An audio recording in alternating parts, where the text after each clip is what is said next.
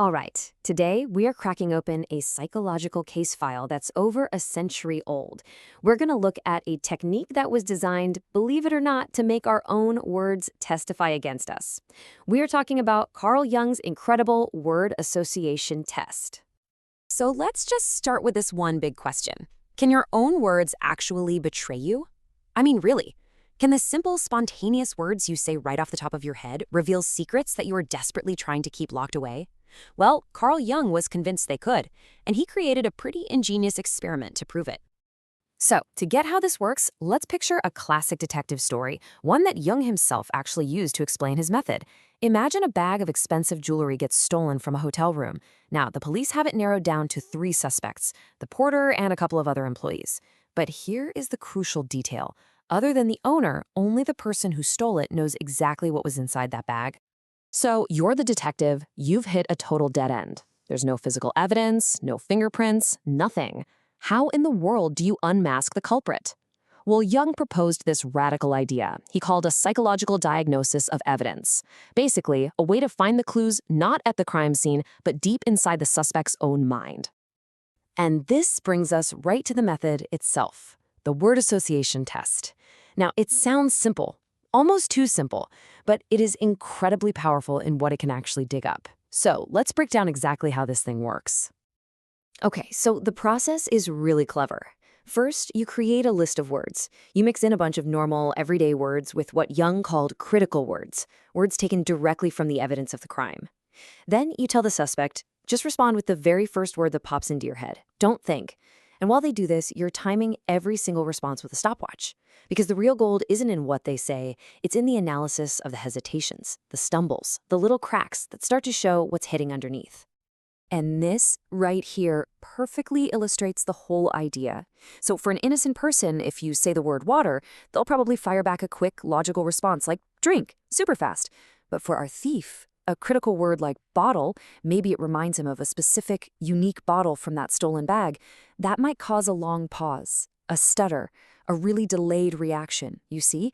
It's not what they say, it's the disturbance in how they say it that tells the real story. So what are these strange disturbances actually pointing to? Well, according to Jung, they are like big flashing arrows pointing directly to these emotionally charged hotspots in our psyche. And of course, he had a very specific name for them. He called them complexes. Now, a complex isn't just a single idea. It's a whole cluster of memories, thoughts, and images that are all bound together by one powerful, shared emotion. Think of it like a raw nerve in your mind. When a stimulus word from the test hits that complex, it triggers an involuntary emotional reaction that you just can't control. And these are the exact clues Jung was hunting for, the dead giveaways. It's not just a slow answer. It's repeating the stimulus word back to you to buy time, a slip of the tongue, a nervous laugh or a twitch, sometimes just a total failure to react at all. Each one is a signal that the conscious mind is losing its battle to suppress what's bubbling up from the unconscious. He even found that later on, subjects would often completely forget their own responses to these critical words. It's like a little bit of psychological amnesia, their mind trying to bury the evidence all over again. Okay, so this all sounds fantastic in a lab or a textbook, but did it actually work? Well, this brings us to a very real, very high-stakes criminal trial, where Jung was asked to put his method to the ultimate test. The year is 1934. A dental technician named Hans Naff is on trial, but the evidence against him is pretty weak. So the criminal court of Zurich does something pretty unusual. They turn to the world-famous Dr. Jung and ask him to use his association experiment to provide an expert opinion. The big question, could psychology actually shed light on this man's guilt or innocence?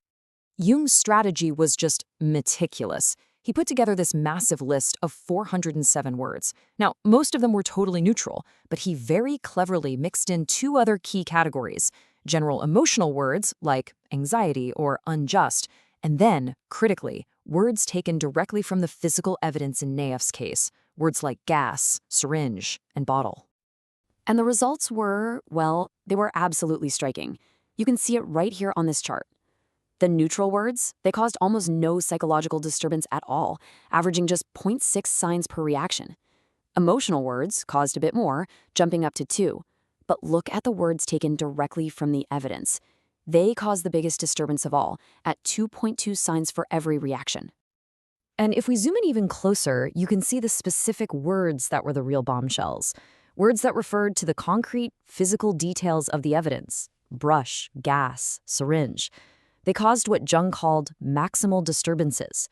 Really, the only emotional word that had a similar impact was suicide, which, as it turns out, Jung learned Naff had been thinking about. So, this is where Jung's genius as an interpreter comes in. He argued that an innocent person, somebody who's been wrongly accused, would probably react most strongly to those general emotional words about injustice, words like unjust or anxiety or punishment. But Naff, his psyche was most disturbed by these specific, concrete details of the crime itself.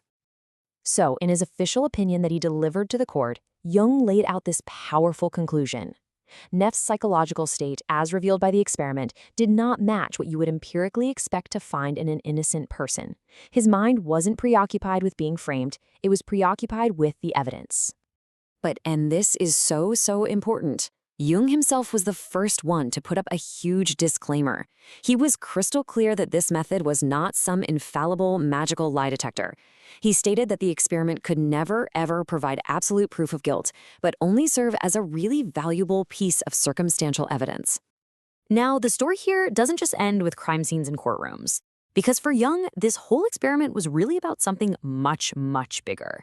For him, it was a scientific key that could unlock the human mind itself.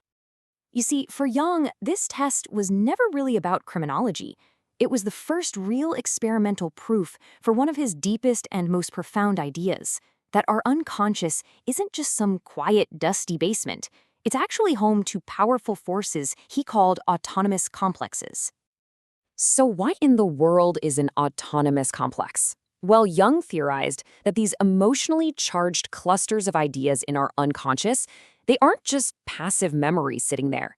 He believed they act like little splinter personalities, small secondary minds that have their own will, their own intentions, and are totally capable of hijacking our conscious mind, making us say and do things we don't even mean to. I mean, this was a totally revolutionary idea. Jung believed that these autonomous complexes were the root cause of so many neuroses. You know that feeling of being possessed by a dark thought or an impulse you just can't control?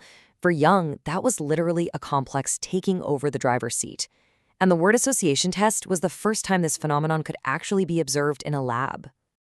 So ultimately, this simple experiment, using just a list of words and a stopwatch, became the solid empirical foundation for Jung's entire school of thought, the one he called analytical psychology.